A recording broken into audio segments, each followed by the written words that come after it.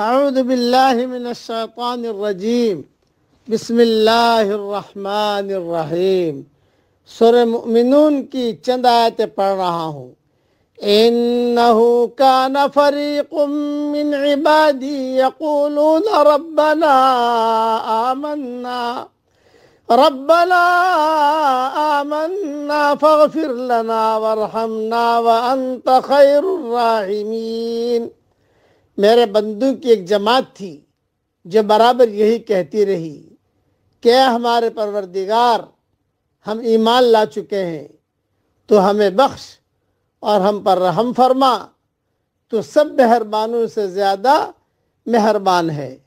فَاتَّخَذْتُمُوهُمْ سِخْرِيًّا حَتَّى أَنْسَوْكُمْ ذِكْرِي وَكُنْتُمْ مِنْهُمْ تَضْحَكُونَ۔ لیکن تم انہیں مذاق میں ہی اڑاتے رہے، یہاں تک کہ اس مشغلے نے تم کو میری یاد بھی بھلا دی اور تم ان سے مذاق ہی کرتے رہے۔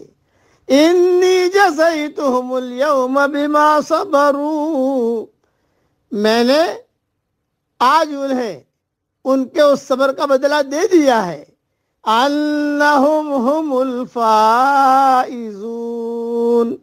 کہ وہ خاطر خواہ اپنی مراد کو پہنچ چکے ہیں۔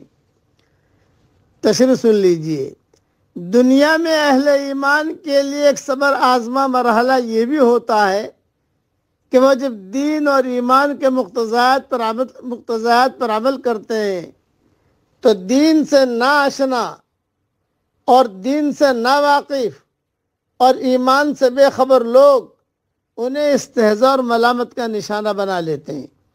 کتنے ہی کمزور ایمان والے ہیں کہ ان ملامتوں سے ڈر کر بہت سے احکام الہیہ پر عمل کرنے سے گریز کرتے ہیں، جیسے داڑھی ہے، پردے کا مسئلہ ہے، شادی بیاہ کی ہندوانہ رسومات سے اجتناب ہے، وغیرہ وغیرہ۔ خوش قسمت ہے وہ لوگ جو کسی بھی ملامت کی پرواہ نہیں کرتے اور اللہ و رسول کی اطاعت سے کسی بھی موقع پر انحراف نہیں کرتے۔ وَلَا يَخَافُونَ لَوْمَةَ لَائِمٍ، یعنی اللہ تعالیٰ قیامت والے دن انہیں اس کی بہترین جزا عطا فرمائے گا اور انہیں کامیابی سے سرفراز کرے گا، جیسا کہ اس آیت سے واضح ہے۔ وَلَا يَخَافُونَ لَوْمَةَ لَائِمٍ کا مطلب یہ ہے کسی ملامت کرنے والے کی ملامت کی طرف کوئی دھیان نہیں دیتے۔ خلاصہ کلام، قومی رگے کاٹتے ہیں، محمدی رگے جوڑتے ہیں۔ اس لیے ہمیں محمدی رگے جوڑنی چاہیے اور قومی رگے کاٹنی چاہیے۔ ہاں، قومی رگے اگر محمدی رگوں سے مل رہی ہے بہت اچھا، اہلاً و سہلاً، لیکن اگر مقابلہ ہے تو ہم رسول اللہ صلی اللہ علیہ وسلم کا طریقہ اپنائیں گے، قومی طریقہ نہیں اپنائیں گے۔ اب پڑھ لیجئے میرے ساتھ۔ رب اغفر وارحم